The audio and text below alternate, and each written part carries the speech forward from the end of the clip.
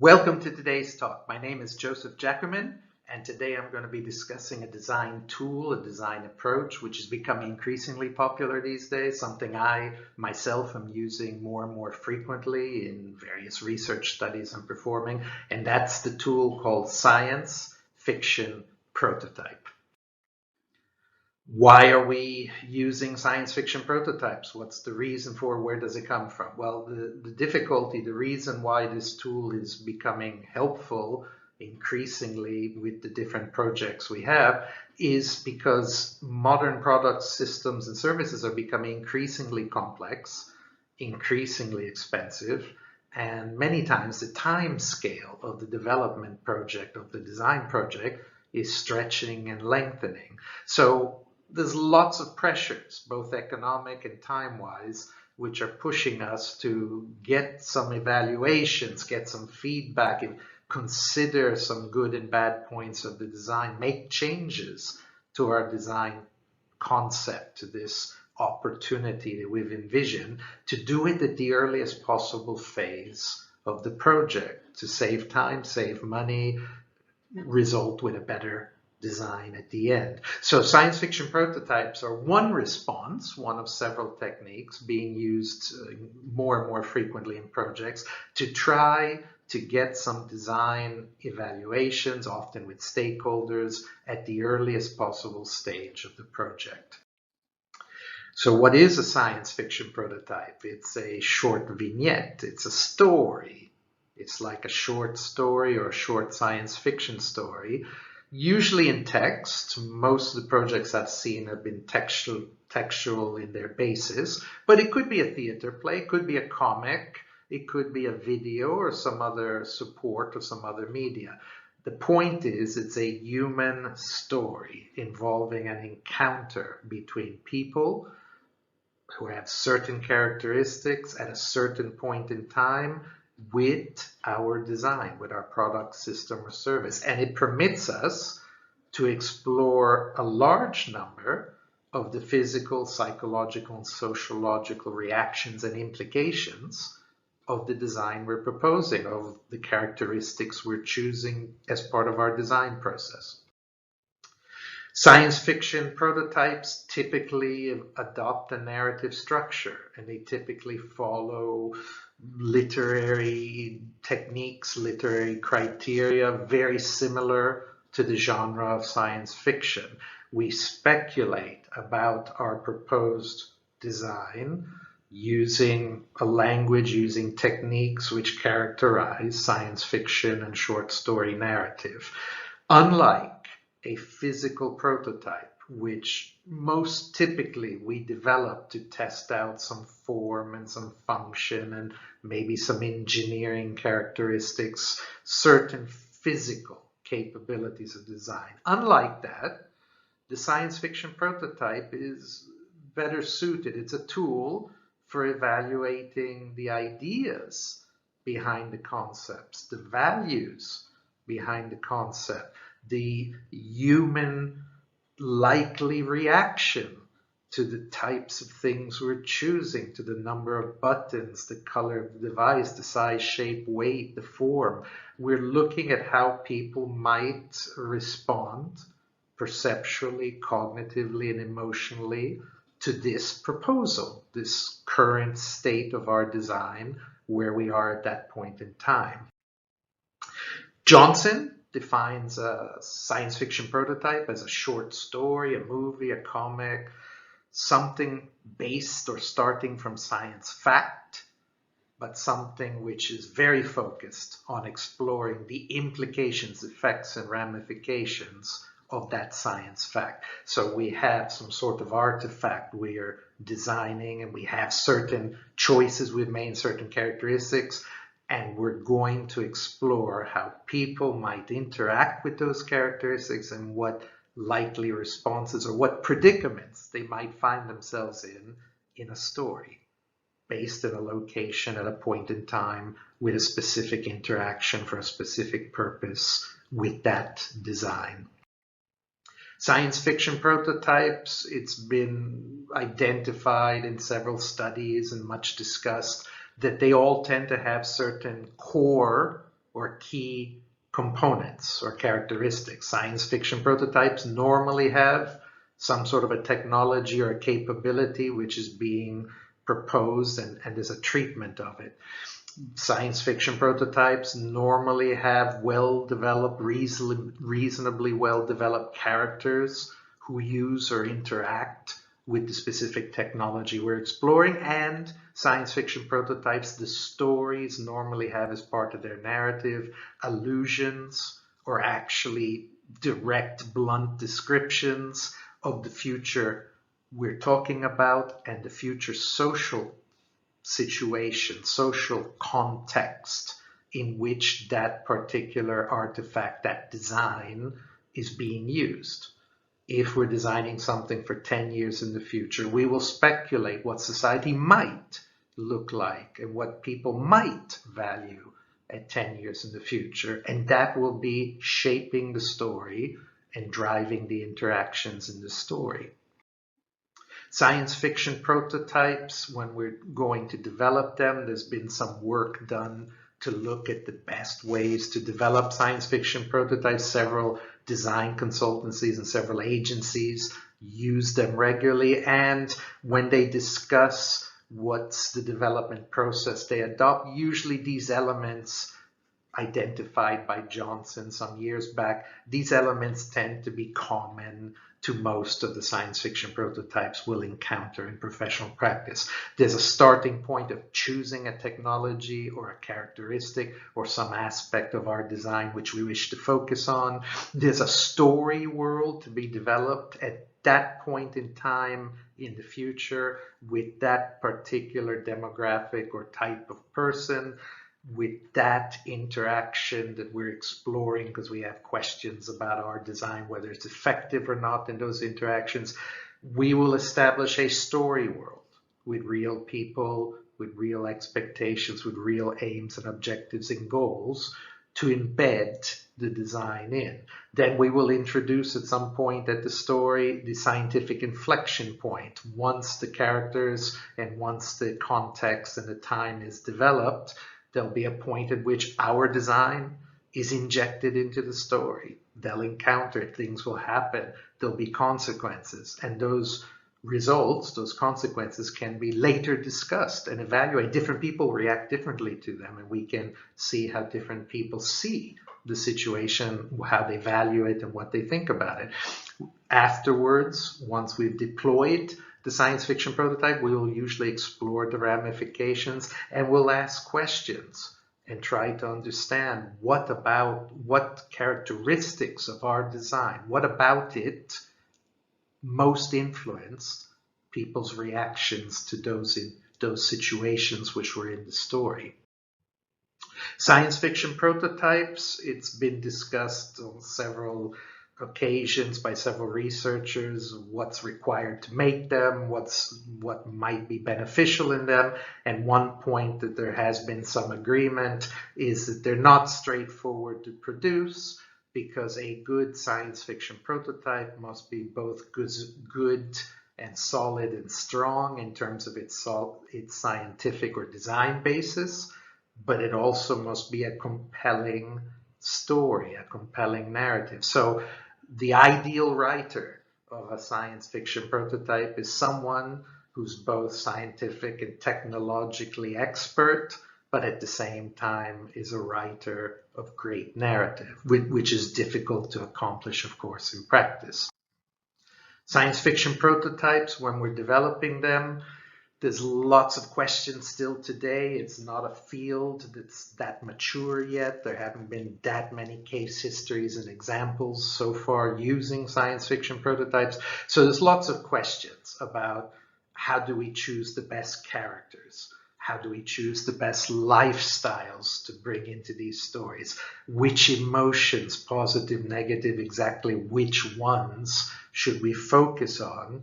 And what human interaction characteristics should we emphasize through the narrative, through the story that we're producing? There's not much guidance on that, and there's practically no guidance whatsoever at the current point in time about the optimal writing style. Should it be first-person narrative?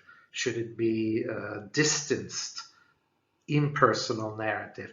Which writing style? Should it be complex language, simple language? What writing style will be most effective? What length of story works best? Too short, we don't reveal many aspects of the interaction. We don't stimulate all the emotions. Too lengthy, we can overwrite, we can bore, we can tire, fatigue can set in. We may not get the most well thought through responses from the people we're talking to and presenting the story to. So depth of treatment, which sector specific tropes from, for example, science fiction, the robot that goes out of control and so forth, which tropes, which stories that people are already familiar with are best to insert and to deploy in our science fiction prototypes. It's not fully clear at the current point in time. Nevertheless, progress is being made, and researchers and practitioners are improving these techniques and getting more information on a daily basis. Usage of the science fiction prototype in design applications with designers, design teams, or business settings.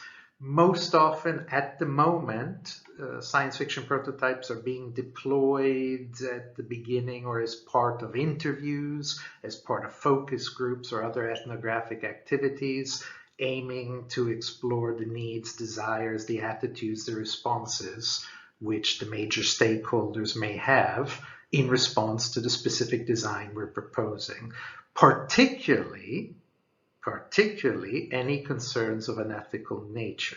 Science fiction prototypes are ideal tools, cheap, short, fast, cheerful, which we can use to quickly identify if some aspect, some characteristic, or some specific interaction from our product, our system, or our service is likely to generate negative responses due to ethical considerations from people. So very early in the development process, we can articulate our concepts, move from our textual descriptions and sketches to stories, and we can quickly identify a set of UX considerations and use that to improve the design. And very quickly and easily, we can identify if there's any major ethical concerns associated with that specific proposal, that design.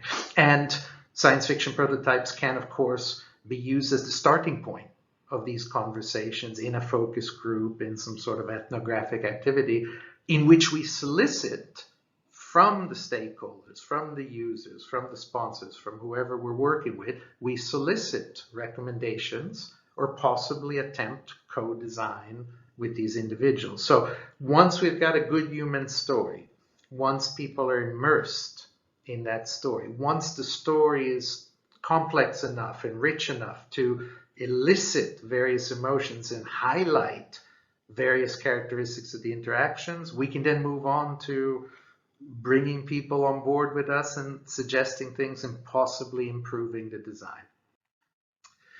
Science fiction prototypes, the time scale is always a major consideration. As Graham has suggested here, if you're working on a project that will reach the market, that will be deployed with constituency by the government, by the local authorities, if we're talking about time scale, a couple years, 2 to 3 years, probably scenarios is the more traditional, the better known, and possibly even more effective tool for a relatively short jump into the future. However, if we're working on a project where we'll be delivering it 5, 8, 10, 15, maybe even 20 years into the future, like a major rail line or a major new train station or a new airport, if we're working on projects whose development times are quite lengthy, that's where the science fiction prototype is most beneficial, can save us the most time, and possibly help bring costs down by identifying issues and characteristics at a very early stage in the project very quickly and very cheaply. And possibly the best way to explain what a science fiction prototype is and give a little flavor, feeling for what might be involved in such a story, and how the narrative or the good story, the good science fiction story, needs to be built up and achieved in order to reveal the characteristics of the design and work effectively with people in terms of stimulating their thinking, stimulating their emotions, and getting feedback from them. The best way probably to illustrate that is to actually show a short story, which is a science fiction prototype. So here is one story that I wrote recently. It's titled Roman, which is the name of the machine.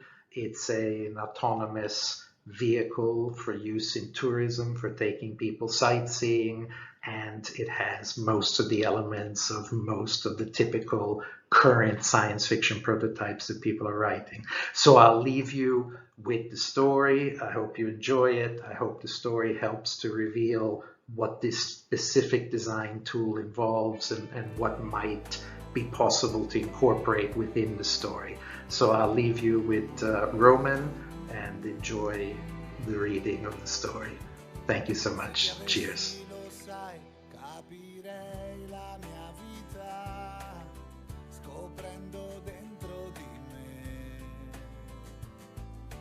Senno di poi che ogni scelta sbagliata mi conduceva da te, così mi immagino già il tuo sorriso e vedo accendersi noi allo stadio, in un bar, in un gesto affettuoso che non ci capita mai. Vorrei regalarti un cielo d'agosto che fa da cornice a una stella che fa, un sole nascosto che nasce da dentro e disegna il confine della tua libertà, quel suono leggero di un nome importante, le ali di un uomo volante, per non nasconderti mai dietro ai rimproveri miei. E se tu fossi qui avrei anche il coraggio di innamorarmi di lei, per parlarti così come infatti già faccio, anche se non mi ascolterà mai. Però saresti il mio unico orgoglio, la rondine che torna da sé. Vorrei regalarti un mondo diverso che ha fatto la pace con la sua crudeltà, quel giusto rimorso che nasce sbagliando e conferma la forza di ogni fragilità, l'anarchico istinto di un cuore migrante, le ali di un uomo volante, per arrivare più su e cercare la tua vita di questa piccola vita, dove più vero sei tu, evitando ogni strada sbagliata. Io vorrei regalarti l'infinito che dà quel tenero abbraccio di un padre sognante, che come un uomo volante, anche se tu non verrai, saprà nel cuore chi sei. Io questo spero e vorrei.